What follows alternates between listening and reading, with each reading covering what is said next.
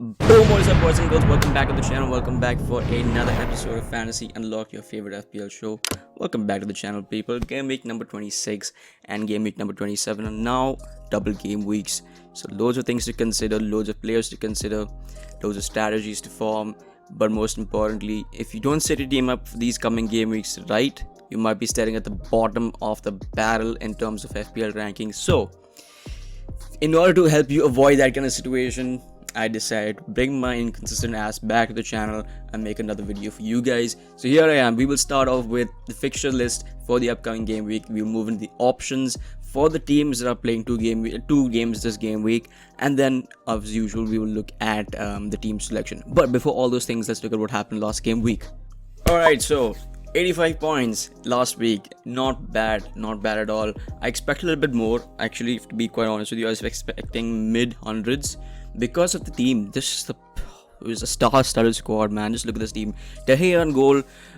Dude, honestly, the Manchester United players, they held out till the end, but I think it all paid off finally. De Gea with 10 points after the two games. Alexander-Arnold with 6, Amartey with 1. That's because Cancelo didn't even feature. And Lamptey with 12 points. Coutinho with 2 points, which I kind of expected. De Bruyne with 0, which I did not at all expect because he didn't even play a single minute. The Pep Roulette is officially back, ladies and gentlemen. Moder coming in with 5 points. Fernandes with 24 points. Bowen with 13. Broja with 2. And Ronaldo with 10. Yep. So that was the team. Sanchez actually picked up 8 points and he's on the bench, so which is fair enough. Good for him. But Sanchez has been a consistent option anyway. So anyway, that's besides the point. The point is, had De Bruyne and Cancelo played and maybe scored and assisted, we could be looking around 120, 125 ish, which is good. I think is good. So yeah, fair enough. I think it was one of my better game weeks. Not the best, but one of my better ones. Looking at the current squad, there are a lot of changes that need to be made. First and foremost, where the hell is Salah? Salah needs to come back in the squad. Coutinho has been a decent performer, but let's be honest, he's not racking points week in week out. And Ronaldo, he's just got his first double-digit point score in maybe the last 3-4 weeks, I guess, which is absolutely horrendous. So Ronaldo definitely has to go, given the fact that I could get probably equal or more points from a price tag way lower than that. The defense really needs to sort itself out, and I think we need to bring in some players who have double game weeks coming up. But in order to get these things done, I need to lose certain things, because, ladies and gentlemen, things have a cost. And so I have pretty much taken the piss on the holy grail of FPL. I have taken a deduction of 16 points and brought in a whole bunch of players. Yep, I did it.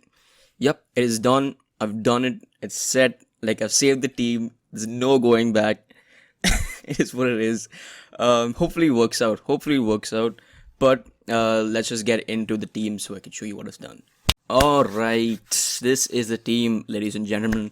We have got in goal Ramsdale, who's obviously playing a double game week. Brentford at home and Wolves at home. In defense, we've got Cancelo, Alexander-Arnold, Reguilon, and Lamptey. Cancelo and Alexander-Arnold have been pretty much the regular mainstays of my squad in this defensive line. Reguilon has been in and out, to be quite honest, but since Spurs have got a double game week, it only makes sense. With Reguilon and his attacking prowess is a good combination to have, and then you have Tariq Lamptey, dude. Tariq Lamptey's an absolute beast. I don't know why Chelsea let him go, but 4.5 million is an absolute steal as well. Got me 12 points last week. There's no way I'm not playing this guy. Playing Burnley at home should be a good game. Alright, so in midfield we have got Bowen, Salah, Sterling, and Fernandes. But I know what you're looking at. The captain's badge looks a little different. That's because I have decided that I'm going to triple captain Salah, because he's got Norwich at home and Leeds at home, which is huge. Two teams defensively very poor, and it's probably going to be a field day for Salah, man. Hopefully. Bowen, on the other hand, has been in absolute blistering form for me, for West Ham. been racking up a lot of points, but a lot of people have Owen, so maybe it doesn't make too much of a difference. Sterling is someone I'm looking at to be that differential for me. Coming in at 10.7 is quite expensive, but he scored a hat-trick last game, so he should be maybe, I hope, on good form, and hopefully does some damage against Tottenham. Fernandes is in the team. 11.7 is quite expensive, but hopefully the returns he gets justifies the price. Coming up against Leeds at no way, it's away. Leeds away. I think Manchester United got Leeds number for a very, very long time now, so I can only hope that they can do the same this time around. We have Broja and Weghorst up front. A little bit of a different combination of strikers. Never thought I would play these guys up front together, but Broja has been insane for Southampton. Insane. I've seen him play against. I saw him play against City the other, I think, 2 weeks ago, and he was absolutely bossing it on the field, really, really using his physicality, and almost got a goal himself. But Weghorst is another very physical character. Obviously, replacing Chris Wood at Burnley, which is a much, much more upgraded version of Chris Wood. 6'6", man. This guy's an absolute man mountain. Coming in at 6.5 million, which is not bad at all, with Brighton away and Tottenham at home.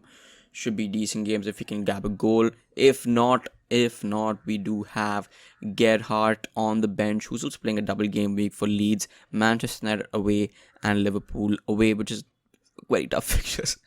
Not looking very likely, but just in case. So that is the team, ladies and gentlemen, for this week.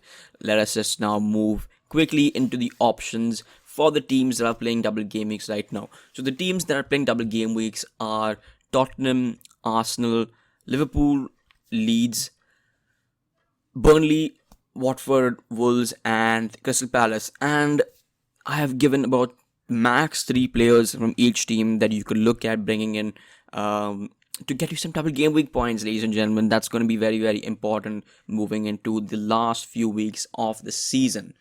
From Spurs, we've got Son first up. Son is an absolute goal machine when he's fit. I think he's the likeliest to score in that Tottenham side, to be quite honest with you. After that, we have Harry Kane and then Reguilon. Harry Kane on his day is one of the best strikers in the world, if not the best. But not so great form recently. That's why he's second on the list. I would still prefer Reguilon and Son over Harry Kane at the moment. But who knows? I've said this out loud now. It's probably gonna score 3 goals now. Fuck. Ramsdale, Saka, and Odegaard from Arsenal are, I think, the best 3 options you have from that Arsenal team.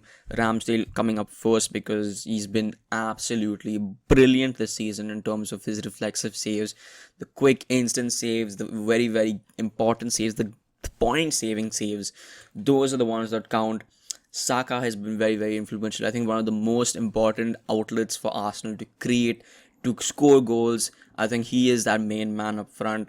Odegaard has been moving into this Arsenal team and transitioning well.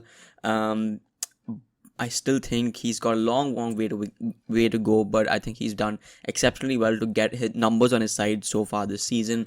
From Liverpool's point of view, you have obviously the main man up top, Mo Salah. How can you? I think everybody should have him in this team. And if you are looking to triple captain at any point this season, I repeat, captain Salah right now. Then you have Alexander-Arnold and Robertson, who have been extremely consistent for the last 3 or 4 seasons.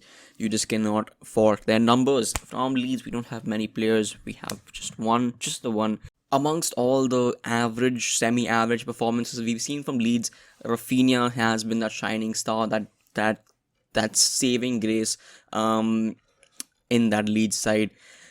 Moving on, we have Burnley. We have also just the one player. We have Weghorst. You can also consider maybe Brownhill or McNeil, but their numbers have been rather pathetic this season. Watford. We have Watford next. Josh King, Dennis, and Foster. I would actually recommend you going for Foster more than going for Dennis and King. I think he's a decent keeper and he gets a lot of bonus points. Dennis and King obviously have not been the best performers, not the best strikers in the last few weeks. but I think coming up against Aston Villa and Crystal Palace the better game. I think it's gonna be a good game for these guys. It could be a good game, and I hope it's a good game if you guys haven't. Moving on, we have Wolves. Wolves now. I think the best option you have from our Wolves team is gotta be Sa. Then in goal. 100%, 110%. He's been the best. I think not the best. Mendy's been the best, but he's been, I think, one of the top performers in terms of the goalkeepers this season in the Premier League. Definitely one you want to consider to bring in, because he's not that expensive. He brings in huge returns every single week. What more do you want? We have Jimenez and you have Neves as well in the team from Wolves. I think who are decent options. Neves often puts an assist. He has the capacity to score a goal as well, and then Jimenez obviously is the main man up top, so most of the goals are probably going to come from him. Moving on, last but not the least, we have Crystal Palace. We have Zaha and Gallagher. Personally speaking, I don't want to take these options very seriously. Zaha's an FPL troll, man. You just know he gets yellow cards, red cards on the reg. Gallagher, on the other hand, has been a decent performer at the start of the season, but moving into the latter part of the season has kind of dwindled out. I wouldn't say dwindled out of the squad, but definitely dropped in terms of his numbers and FPL returns. So maybe not the best option to buy any players from Crystal Palace at the moment. Alright, so that has been the video for today. Thank you guys so much for watching. Make sure to drop a like and subscribe if you are new. If you like the kind of content I make sure to tune in next week, same place, same time, for your next FPL video. And let me know what your plan is for this gaming down in the comment section below. I would love to hear your strategies and how you think you're going to go about getting maximum reward from these double game weeks coming up. What are your strategies for this double game week as well? And who is your captain? Are you going to triple captain? Are you going to bench boost? Is it a wild card? Is it a free hit? What the hell is going on in the Premier League right now, man? It's been a bit crazy. It's been a bit crazy, but with these COVID postponements, it's a bit difficult to keep up with what's going on and how you should set your team up and how you should continue playing this game with so many different changes. I would recommend you check out last week's video where I deep dive straight into what you need as your core squad and how you should set your team up for the rest of the season. So make sure you check that out as well. Give it a like, and I will see you guys very soon for some much more consistent, hopefully, content. And yeah, thank you guys for watching. I will see you guys next time.